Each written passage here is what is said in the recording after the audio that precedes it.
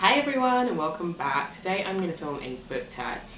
I haven't actually been tagged, but the wonderful booktuber at A Time to Share Books did this tag and it just sounded really good, so I thought I would just jump on the bandwagon and do it anyway. I'm going to be looking at my phone to answer the questions, but I'll put the questions across the screen and down in the description box below.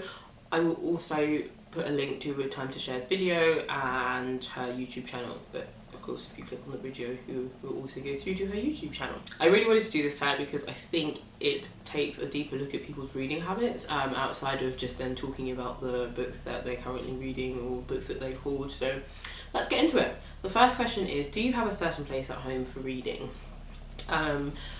Yes, I have just recently moved and then I moved last year as well, but always seems to be a very continuous theme, and the one place that I do like to read is my bed. I'm so comfy in bed and love reading in my bed, so I love doing that, but the majority of my reading actually gets done on public transport.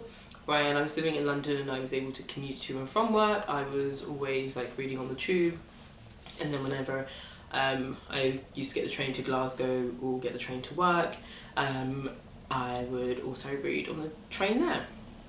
The second question is, bookmark or random piece of paper. I am an awful person because I just dog in my books. I do use bookmarks when I find them lying about and I'm like, oh okay, let me use one.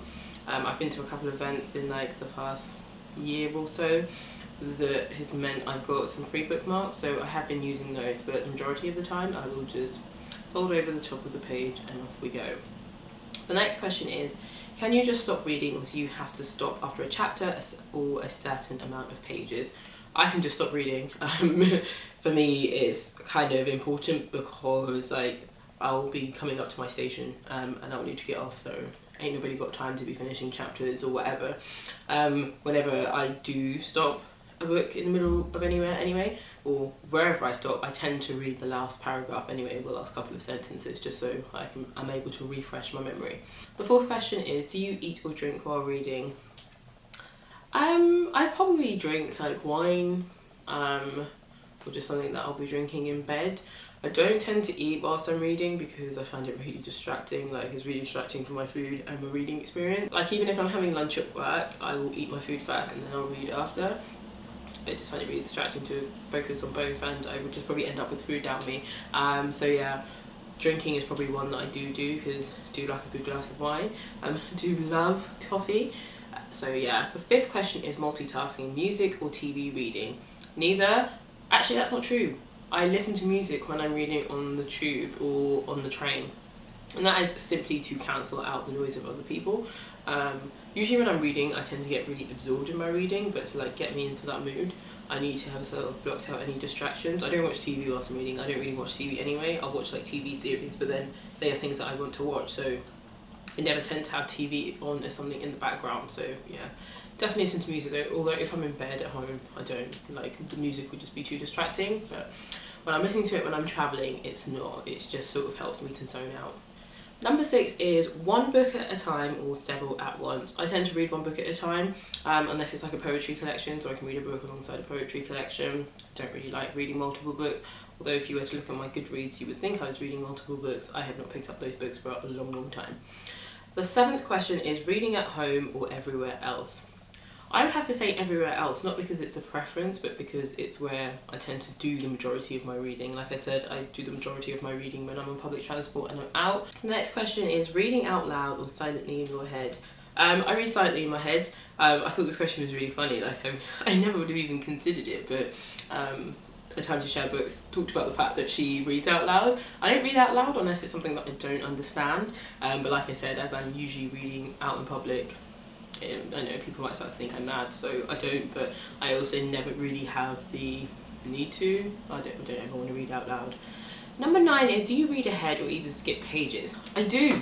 I only do that in books that I'm not enjoying, so I try and read ahead just to see like if I'll like the rest of it, or in books that are either like horror books, which I don't read a lot of, or thriller books. I sort of tend to read ahead to see what the plot might be or if something scary is happening. I do that with horror films as well. Again, I don't watch horror films anymore, but when I did, I would always like pause it sorry, not pause it, mute it, and then fast forward to see what would happen, and then go back, so that I would know already what was happening and it wasn't as scary. So there you go. Number 10 is breaking the spine or keeping it like new. I would say breaking the spine. I'm buying the books, I'm reading them, unless they're going to be like a special edition of the book.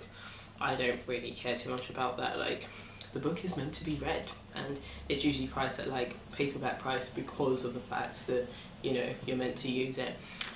Number 11, do you write in your books? No, and that's not for any specific reason other than a lot of the books I read to just sort of absorb at sort of that surface level. I'm not reading it to sort of, I don't know, study it in any way, shape or form. The only books that I do tend to actually write in is poetry books, and the reason for that is because they just tend to have more space on the pages, so I'm able to sort of record my feelings towards them or underline things. That's the only time I seem to really do that. So that is it for that video. I hope that gave you an insight into some of my reading habits and just, you know, what I do when I read, how I read, all those sorts of things.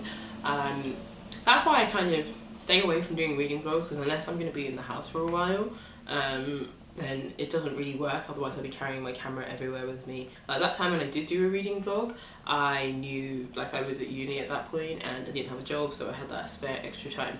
But anyway, I hope that was interesting. I don't know who to tag. The only person I can think of off the top of my head is Pauline from Dancing Lawn, so I'm going to tag her. And yeah, I will catch you in my next video. Bye.